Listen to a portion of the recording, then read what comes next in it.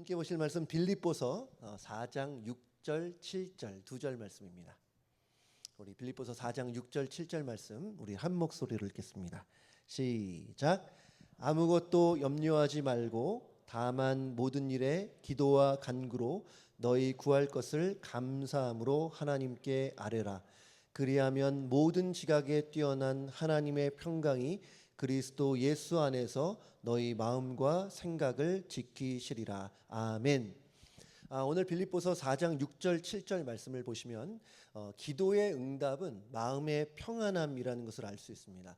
아무것도 염려하지 말고 다만 모든 일에 기도와 간구로 너희 구할 것을 감사함으로 하나님께 아뢰라. 기도하라는 것이죠. 그리하면 그 결과로서 모든 지각에 뛰어난 하나님의 평강이 너희의 마음과 생각을 지키시리라. 여러분, 여기서 지킨다라고 하는 용어는 군사 용어입니다. 군인들이 어떤 성을 빙 둘러서 지킨다는 의미를 담고 있는데요. 이 편지를 받고 있었을 그 당시에 편지를 받았을 이 빌립보 성도들 입장에서는 바울의 이 말이 상당히 실감이 났을 거예요. 이유가 있습니다. 이 당시에 빌립보 주변에는 트라케라고 하는 민족이 이방 민족이 있었는데요. 이 트라케라는 이방 민족이 빌립보를 호시탐탐 노렸다고 합니다. 그럼에도 불구하고 이 빌립보에 있는 주민들은 별로 걱정을 안 했다 그래요. 왜냐하면 당시의 세계 최강이라고 할 수 있는 로마의 군대가 이 빌립보를 지키고 있었기 때문입니다. 로마 군대가 주둔하고 있으니까, 그 강한 로마 군대가 주둔하고 있으니까 뭐 트라케 민족이 쳐들어오건 말건 아예 상관이 없는 거예요. 걱정을 하지 않는 겁니다. 뭐 로마 군대가 지켜준다는데 무슨 걱정이 있겠습니까? 마찬가지로 우리가 기도하면 하나님의 평강, 하나님의 평안이 우리의 마음과 생각을 지켜주실 줄로 믿습니다. 오늘은 이 약속의 말씀을 함께 살펴보려고 하는데요. 그 전에 함께 생각해 보고 싶은 것이 있습니다. 우리가 이 평안함에 대해서 함께 보고 있는데, 이 평안함은 편안함과는 좀 다르다는 거예요. 편안함은 대개 그 환경의 차원이라든지 우리 육체적인 면일 수 있는데, 이 평안함은 마음의 차원이라고 할 수 있습니다. 영혼의 차원. 물론 서로가 연결되어 있다고 할 수 있겠지만, 이 편안한 환경에서 마음의 평안을 가져올 수 있어요. 맞아요. 연결이 돼 있어요. 하지만 둘은 어디까지나 다릅니다. 환경이 편하다고 해서 우리의 마음이 평안한 것이 아니에요. 반대로 환경이 편하지 않고 불편하다고 하더라도 나의 마음만은 평안할 수 있습니다. 보통 이렇게 돈을 많이 벌면 편안할 수 있어요. 그죠? 안전이 보장된 집을 사서 편안하게 살 수 있고, 또 자동차도 고급 수용차 사면 승차감 자체가 벌써 좋잖아요. 또 집에서 일하는 분을 하이어할 수도 있고, 또 돈의 여유가 있으면 얼마든지 편안한 환경을 내가 조성할 수 있습니다. 하지만 언제나 그 편안한 환경이 우리의 마음의 평안으로 이어지지 않아요. 여러분에게 그런 기억이 다 있을 거라고 생각을 하는데요.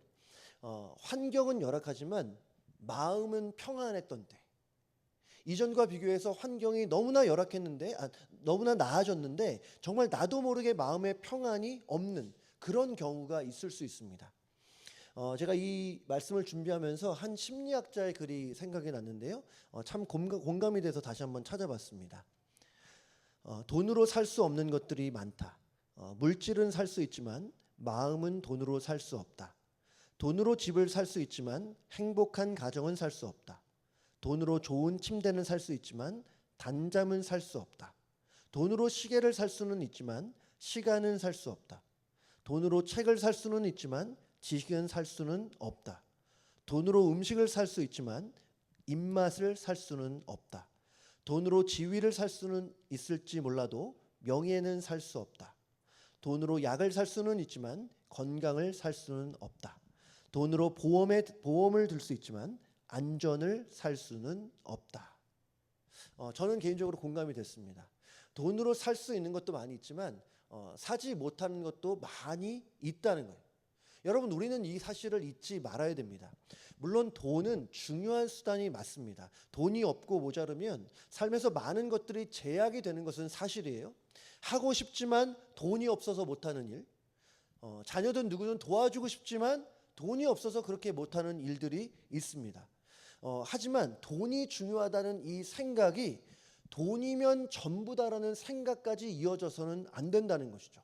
돈에는 어디까지나 한계가 있어요. 돈으로 살 수 없는 것이 많이 있습니다. 여러분, 그러나 우리의 솔직한 마음은 어떻습니까?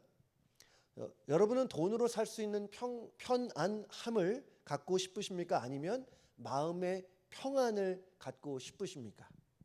아마 대부분 그러지 않을까 싶어요. 이왕이면 2마리 토끼를 잡으리라. 꿩 먹고 알 먹고, 도랑치고 가재 잡고, 이런 거 아니겠어요?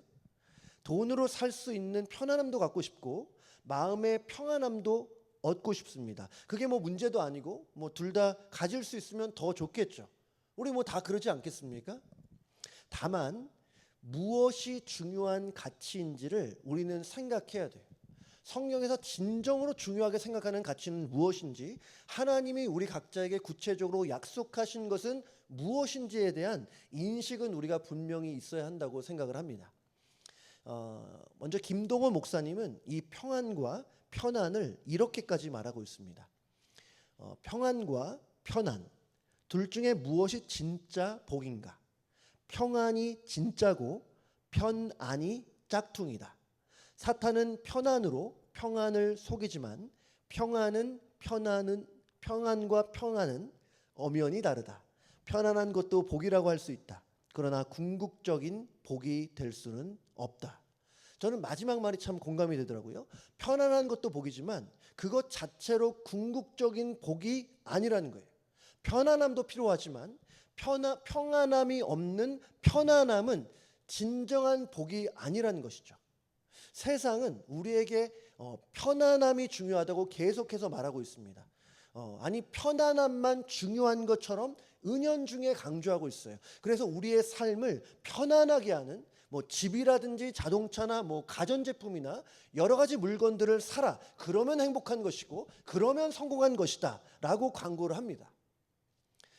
무엇보다 편안한 환경을 만들 수 있는 돈이면 다 된다라고 직간접적으로 말하고 있는 것이 사실이죠. 하지만 생각해 보세요. 편안한 환경을 만들고도 마음이 불안한 일들이 얼마나 많이 있습니까? 이전에 이민 왔을 때 생각하면 지금은 너무나 편안한 환경이지만 그때만큼 평안하지 않을 수 있어요. 너무너무나 편안한 환경에서 평안하지 않은 사람들이 참 많이 있음을 우리는 알 수 있습니다. 이어서 우리 김동호 목사님이 이런 일화도 들려주셨는데요. 한창 중국이 경제 개발을 시작했을 때 같습니다. 이제 경제가 성장하면서 중국 곳곳에 엄청난 부자들이 생겼다고 합니다. 옛날에 중국에는 부자만 1억 명이 넘는다 이런 말도 있었잖아요. 근데 이 한 명의 중국인 사역자가 중국의 실태에 대해서 이렇게 말했다고 합니다. 부자들이 돈 벌어서 제일 먼저 하는 일이 뭔 줄 아세요? 잘 모르겠는데요. 부자들이 돈 벌고 가장 먼저 하는 일은 담 쌓고 철망 치는 일입니다. 여러분, 담 쌓고 철망 치는 일은 그 자체가 문제가 아닐 겁니다. 더 안전하게 살고 싶은 것은 인간 모두의 욕구라고 할 수 있어요. 하지만 이 담 쌓고 철망 치는 일은 그들의 불안함을 상징적으로 보여준다고 생각합니다. 여유가 있고 또 돈도 있지만 평안은 누리지 못하는 거예요. 돈이 많이 생겼는데 마음이 초조하고 불안한 것입니다. 저는 우리 성도님들이 이 편안함을 넘어서 물론 모두가 편안하게 사실 수 있으면 참 좋겠죠. 하지만 그것 이상으로 우리 모두가 주 안에서 평안할 수 있게 되기를 주님의 이름으로 축복합니다. 그렇다면 이 성경이 말하는 진정한 복, 이 평안, 평강이라는 것은 무엇일까요? 이 평강 또는 평안이라고 번역된 단어가 성경에 참 많이 기록이 되어 있는데요. 빌립보서 1장 2절에 이렇게 말하고 있습니다. 하나님 우리 아버지와 주 예수 그리스도로부터 은혜와 평강이 너희에게 있을지어다. 지금 보면 이 말씀도 그렇고요. 사도 바울의 모든 서신서, 편지들을 보면 인사할 때마다 은혜와 평강이 너희에게 있을지어다 라고 이렇게 말합니다. 이 은혜와 평강 인사할 때마다 말하는 거예요. 제가 이번에 찾아보니까 로마서부터 해서 고린도 전서, 후서, 갈라디아서, 에베소서, 빌립보서, 골로새서, 데살로니가 전후서, 디모데 전후서, 디도서, 빌레몬서, 바울 서신 전체에서 바울이 말하고 있어요. 인사하고 있어요. 은혜와 평강이 너희에게 있을지어다. 물론 이것이 하나의 문구로 우리가 볼 수도 있지만 이 은혜와 평강은 서로 긴밀하게 연결되어 있음을 알 수 있습니다. 한마디로 은혜는 뭐냐? 그럼 은혜는 하늘에서 우리에게 내려주시는 선물이라고 말할 수 있고, 평안은 그 은혜의 결과입니다. 다시요. 은혜는 하나님께서 우리에게 내려주시는 선물이라고 한다면 평안은 그 은혜의 결과예요. 그래서 이 평안은 하나님의 은혜로 시작됩니다. 하나님의 은혜가 임하면 마음속에 평안함이 있어요. 근데 이 평안은 환경에 매이지 않는 평안입니다. 하나님이 주시는 평안은, 세상에 주는 평안과 다르게 하나님이 주시는 평안은 그 누구도, 그 어떤 환경도 빼앗을 수 없는 평안이에요. 돈이 없어도, 건강을 잃어도, 편안하지 않을 때에도 평안을 누릴 수 있습니다. 주식 투자를 했는데 많이 떨어져요. 급격하게. 건강검진을 했는데 의외의 질병이 발견됩니다. 직장에서 성과가 나오지 않아서 마음의 압박이 커요. 물론 우리 하나님의 자녀들도 마음이 쓰일 수 있고 부담일 수 있지만 마음이 무너져서는 안 된다. 왜요? 우리의 평안은 환경에 매여 있지 않기 때문입니다. 예수님이 이렇게 말씀하셨어요. 평안을 너희에게 끼치노니 곧 나의 평안을 너희에게 주노라. 내가 주는 것은 세상과 같지 않다. 세상과 같지 않대. 세상이 알 수도 없고 받을 수도 없는 평안을 예수님께서 하나님의 자녀인 우리 모두에게 약속해 주셨던 겁니다. 지금 이 평안의 복을 받은 사람이 저는 바울 자신이라고 생각합니다. 먼저는 바울 자신이라고 생각하는데요. 바울이 지금 이 빌립보서를 쓰고 있는 것은 여러 차례 말씀드렸지만 감옥에서였습니다. 근데 지금 감옥에 있는 사람이 감옥 밖에 있는 사람들을 축복하면서 너희에게 은혜와 평강이 있을지어다 라고 말해요. 참 신기하죠? 지금 누가 누구에게 평안을 논하고 있습니까? 보통이라면 감옥 밖에 있는 사람이 감옥 안에 있는 사람을 축복하면서 당신에게 은혜와 평강이 있기를 원합니다. 이렇게 기도하고 축복하는 것이 일반 아니겠습니까?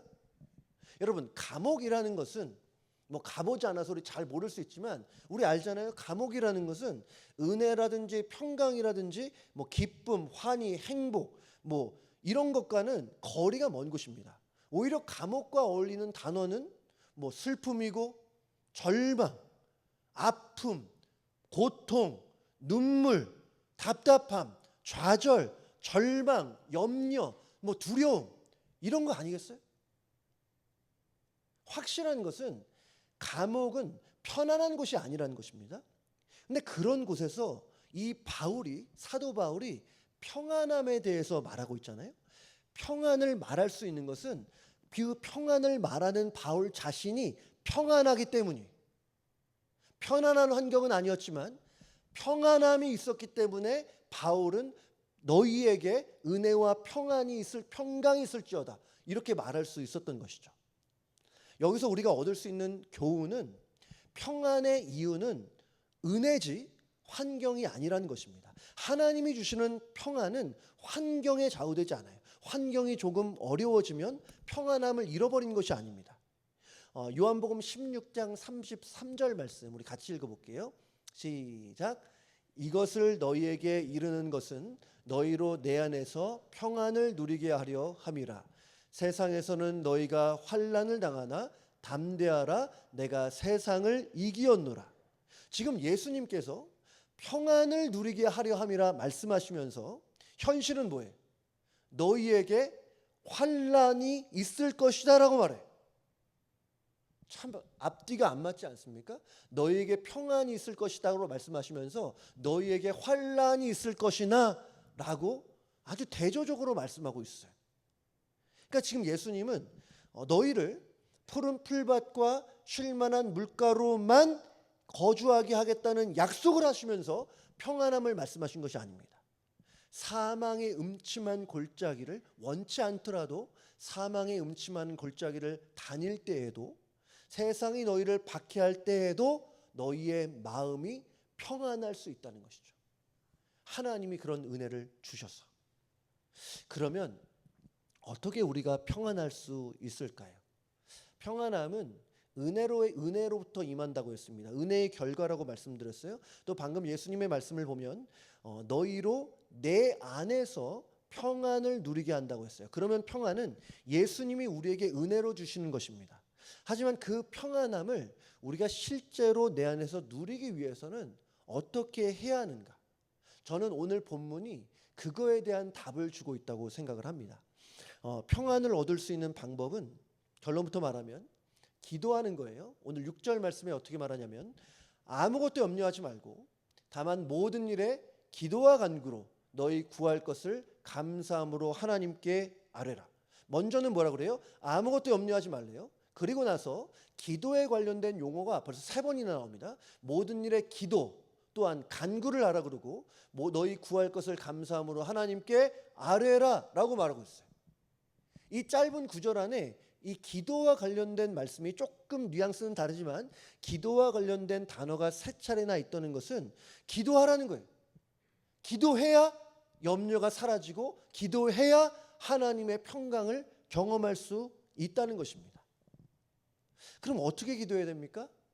오늘 바울이 말하기를 다만 모든 일에 기도와 간구를 하라고 해요. 저는 이 문구가 굉장히 중요하다고 생각을 하는데요. 때로는 염려가 우리의 마음에 기습을 가하는 경우가 있어요. 갑작스럽게 두려움이 우리의 마음을 무너지게 하는 일이 있어요. 그럴 때에 하나님의 평강이 우리의 마음을 든든히 지켜줘야 되는데 그 평강을 위해서는 우리가 기도해야 된다고 그랬습니다. 근데 우리의 기도를 한번 생각해 보면 어떨까요? 여러분, 뭉뚱그려서 애매모호하게 기도의 응답이 있는지 없는지도 알지 못하는 기도를 사실 우리가 많이 하지 않은가 싶습니다. 하나님 아버지, 다들 건강하게 하여 주시옵소서. 내가 만나는 모든 사람들 다 평안하게 하여 주십시오. 평강을 주시고 화평하게 해주세요. 우리 자녀들 다 잘되게 해주세요. 우리 교회를 위해서 기도합니다. 하나님, 우리 교회 부흥도 주시고 또 성장도 주세요. 여러분, 물론 이런 기도는 귀해요. 너무나 귀해요. 우리 이렇게 계속 기도해야 돼요. 기도를 안 한 것보다 이렇게 크게 거시적으로라도 기도하는 것은 너무나 중요한 일이에요. 하지만 이렇게 크게 뭉뚱그려서 애매모호하게 하지 말고 보다 더 기도를 모든 일에 더 구체적으로 기도하면 더 좋다. 제가 이거에 대해서 생각을 하면서 이전에 맥스 루케이도라는 목사님이 쓰신 글이 생각이 났습니다. 굉장히 공감이 됐는데 이 맥스 루케이도 목사님 말씀에 의하면 우리가 구체적으로 기도해야 될 이유에 대해서 말하고 있는데 3가지를 말하고 있어요. 먼저 첫 번째는 구체적인 기도는 진지한 기도라는 거예요. 구체적인 기도는 진지한 기도다. 무슨 얘기냐? 우리가 예를 들어서 이런 거죠. 우리가 누군가와 밥 먹자고 할 때 이렇게 말할 수 있죠. 친구, 우리 나중에 밥 한번 먹자고. 그래, 밥 한번 먹자. 그래, 바이. 그리고 나서 실제로 밥을 안 먹는 경우가 상당히 많지 않겠습니까? 언제 한번 밥 먹자라는 말이 진지하게 들린다면 그래, 언제 한번 밥 먹자라고 말하기보다는 그러면 언제? 뭐 먹을까? 어디서? 라고 구체적으로 말하겠죠. 그러니까 이런 거예요. 밥 한번 먹자. 그러면 우리 이번 주 토요일 12시에 우리 저기서 먹을까? 라고 구체적으로 말하면 대화가 더 진지한 거예요. 마찬가지로 우리가 하나님께 기도할 때에 우리가 좀 더 구체적으로 하는 기도가 훨씬 더 진지한 기도일 수 있습니다. 그러니까 우리는 마음을 담아서 하나님께 세세하게 기도할 수 있어요. 자녀를 위해서 기도할 때 우리는 물론 교회적으로 또 이 강단에서는 우리가 공적으로 기도하기 때문에 개개인적으로 구체적인 기도를 못할 수 있지만 여러분이 개인의 골방에서 기도할 때는 우리 자녀를 위해 기도할 때에 만남의 축복을 주시되 특별히 이번 1학년 올라갈 때에 1학년 선생님 좋은 선생님 만나게 해주시고 믿는 선생님 만나게 해주시고 믿는 친구들 만나게 해주셔서 이런 식으로 구체적으로 기도하는 기도가 진지한 기도라고 말할 수 있는 것이죠.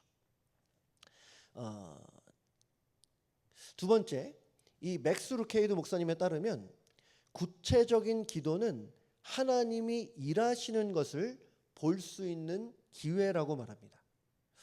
사무엘상 말씀에 보면 1장 말씀에 보면 이 엘가나라는 사람이 나옵니다. 이 사람에게 두 명의 아내가 있었는데 한 명은 한나였고 한 명은 분인나였어요. 근데 이 엘가나가 한나를 많이 사랑했지만 성경 기록에 따르면 한나는 그렇게 행복하지 않았어요. 커다란 아픔이 있었습니다. 당시에는 아들이 참 중요했던 시대인데 아들이 없었던 거예요. 뭐 요즘 보면 그래도 딸이 대세다. 저는 손창민 목사님은 성공하신 것 같다. 뭐 말씀하시기도 하는데 옛날에는 아들이 중요했잖아요, 그죠? 이 당시에도 아들이 참 중요했습니다. 한나는 남편의 특별한 사랑을 받았지만 아들을 낳지 못한 너무너무나 커다란 아픔이 있어요. 그런데 이 한나가 어떻게 기도했냐면 사무엘상 1장 10절 11절 말씀에 한나가 마음이 괴로워서 여호와께 기도하고 통곡하며 서원하여 이르되 만군의 여호와여 만일 주의 여종의 고통을 돌보시고 나를 기억하사 주의 여종을 잊지 아니하시고 주의 여종에게 아들을 주시면 내가 그의 평생에 그를 여호와께 드리고 삭도를 그의 머리에 대지 아니하였나이다. 기도의 내용이 쭉 있지만 기도의 제목 딱 하나예요. 나를 기억하사 아들을 주옵소서. 성경에 보면 한나가 여호와 앞에서 오래도록 기도했다고 나옵니다. 그러니까 이 한 가지의 구체적인 기도 제목을 놓고 오랜 동안 하나님을 붙잡고 하나님을 붙들었던 거예요. 오랫동안 기걸 갖고 기도했던 거예요. 그리고 결국에 한나가 사무엘을 낳잖아요. 여러분, 이것은 한나의 기도에 대한 응답이었고 한나에게 있어서는 간증거리였습니다. 간증거리. 여러분, 간증을 삶에서 많이 쌓기 위한 방법은 구체적으로 기도하는 거예요. 구체적으로. 그냥 뭉뚱그려서 하나님 나라가 임하게 해주세요. 하나님 이 나라에 복을 주시옵소서. 내 가정과 자녀가 잘 되게 해주시고 하나님 은혜를 주셔야 합니다. 이런 기도는 물론 기도를 안 하는 것보다는 1000배 만배 좋지만 이런 애매모호할 수 있는 기도는 응답을 기대하기가 어려워요. 이런 기도는 진지하지도 않을 뿐더러 사실 기도의 응답도 무엇인지 알지 못합니다. 그냥 나라를 위해 복 주시고 교회를 위해 은혜를 주시고 이런 것들은 기도 응답이 되어도 이게 기도 응답인지 아닌지 간증인지 알 수가 없어요. 제가 말씀드렸지만 우리가 교회에서 모여서 또 제가 여기서 기도를 인도할 때도 제목을 낼 때 아주 구체적으로 할 수는 없어요. 여기는 공적인 자리이기 때문에 여러 사람을 대표하는 자리이기 때문에 개인적으로 하는 기도에 비해서 구체적일 수 없습니다. 하지만 우리가 개개인적으로 기도할 때, 여러분 개개인적으로 이 자리에서 기도할 때, 여러분의 골방에서 기도할 때엔 하나님의 열심을 보고 기도의 응답을 체험하기 위해서는 여러분 구체적으로 기도하셔야 돼요. 오늘 말씀처럼 모든 일에, 그 일이 커 보이든 작아 보이든 모든 일에 구체적으로 기도할 수 있어야 됩니다. 그리고 마지막 이 세 번째 구체적인 기도의 장점은 이런 겁니다. 구체적인 기도는 짐을 가볍게 한대요. 짐을 가볍게 한다. 제가 참 많은 분들과 교제하고 대화를 하면서 언제나 느끼는 것은 생각보다 많은 분들이 마음의 짐을 안고 산다는 사실입니다. 사연이 없는 집이 없어요. 사연이 없는 집이 없고 우리 모두는 사람마다 어떤 기질이 다르고 생각이 다르지만 염려의 짐을 어느 정도 갖고 살아갑니다. 걱정거리가 아예 없을 수 없어요. 그래서 20세기의 그 실존주의 철학자들은 염려를 뭐라고까지 말했냐면 염려는 인간 실존의 본질이라고까지 말했어요. 무슨 말이에요? 뭐 말이 좀 어렵죠. 염려는 인간 실존의 본질이래요. 그러니까 쉽게 말해서 사람이 이 땅에 살아가는 동안에는, 호흡을 하며 살아가는 동안에는 늘 염려를 안고 산다는 거예요. 저는 이 말이 참 이해가 됩니다. 우리를 보세요. 우리 완벽하지 않고, 우리와 함께하는 사람도 완벽하지 않아요. 무한한 지혜를 갖고 있는 것도 아니고, 또 하나님처럼 전지전능하지도 않습니다. 우리는 결핍이 있고 부족함이 있고 미래의 일을 잘 알지 못해요. 때때로 원치 않은 사건과 사고가 일어날 수 있어요. 삶에 너무나 많은 변수가 있습니다. 근데 오늘 6절 말씀처럼 아무것도 염려하지 말고 다만 모든 일에 기도와 간구를 하라는 것은 너희 안에서 걱정하고 염려하는 마음이 일어날 때 즉시로 기도의 자리로 가라는 거예요. 염려의 마음을 그대로 내버려둔 채 방치하지 말고 염려를 기도로 전환하라는 것입니다. 순간순간 염려할 수 있고 순간순간 근심검정에 쌓일 수 있지만 그럴 때마다 기도의 자리로 나아가라는 거예요. 고민만 하지 말고 기도하라는 거예요. 진지한 기도로 구체적으로 하나님께 기도하되 모든 무거운 짐을 하나님께 맡겨드리는 겁니다. 여러분, 우리 열심히 살아야 됩니다. 그죠? 내게 주어진 시간과 여건을 잘 사용해서 최선을 다해서 살아야 됩니다. 뭐 학생이라면 시험을 볼 수도 있고 또 인터뷰 볼 수도 있고 또 직장에서 일할 수 있고 비즈니스를 운영할 수 있고 또 교회라면 열심히 봉사하고 섬겨야겠죠. 그러나 그 열매, 그 결과는 하나님께 맡기는 거예요. 뭐 예를 들자면 저는 교회의 담임 목사로서 주님의 몸된 교회를 사랑하고 목자의 심정으로 최선을 다해서 교회를 섬겨야 돼요. 그러나 결과는 하나님께 달려있다는 거예요. 여러분, 결과를 하나님께 맡기면 여러분 이게 아니에요. 에라 될 대로 되라. 이게 아니에요. 나는 내게 주어진 일을 최선을 다해 하되 결과는 하나님께 맡겨드리면 마음의 짐이 벗어질 수 있어요. 저는 베드로가 이런 경험을 많이 했을 거라고 생각하는데, 왜냐하면 베드로전서 5장 7절에 이런 말이 있습니다. 너희 염려를 다 주께 맡기라. 이는 그가 너희를 돌보심이라. 여러분, 너희 염려를 다 주께 맡기는 길은 기도밖에 없는 줄로 믿습니다. 여러분, 우리의 삶을 주관하는 분은 하나님이세요. 세계 만물, 우주 만물을 다스리신 분은 여호와 하나님이세요. 하나님은 만군의 여호와세요. 그분은 능력이 무한하시고 지혜가 한이 없는 분이에요. 어떤 문제를 우리가 끌어안고 혼자 힘겨워하기보다는 하나님의 자녀라고 한다면 나보다 지혜 있고 나보다 강하고 나보다 능력 있고 나보다 위대하신 분에게 맡긴다면 얼마나 마음이 평안할 수 있겠습니까?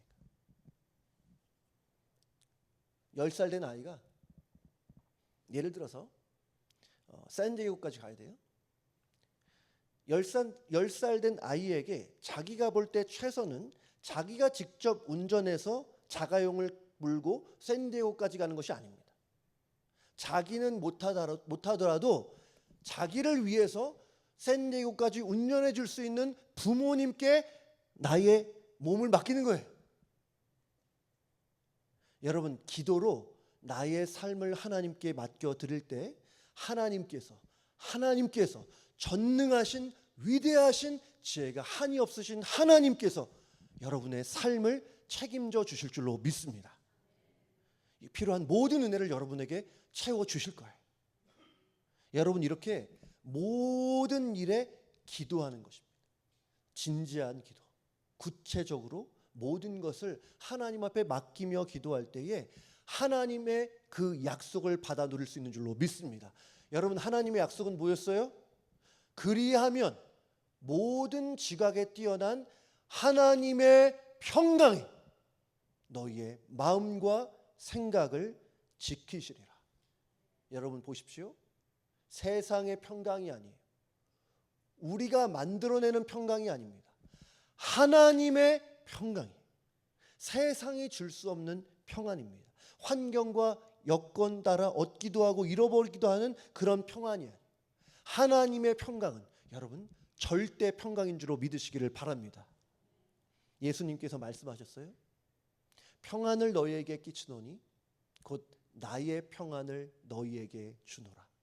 내가 너희에게 주는 것은 세상이 주는 것과 같지 아니하니 너희는 마음에 근심하지도 말고 두려워하지도 말라. 저는 이 말씀이 지금 우리 귀한 성도님들을 향한 하나님의 음성인 줄로 믿습니다. 여러분 마음에 근심하지 마시고 두려워하지 말고 여러분 기도를 통해 평강 주시는 하나님의 그 은혜를 받아 누리시기를 주님의 이름으로 축복합니다. 우리 귀한 성도님들 모두가 진지하게 구체적으로 기도하되 기도로 모든 마음의 무거운 짐을 하나님께 맡겨드려 하나님 주시는 절대 평강, 하나님의 평강을 일상에서 정말 충분히 누릴 수 있게 되기를 다시 한번 주님의 이름으로 축복합니다.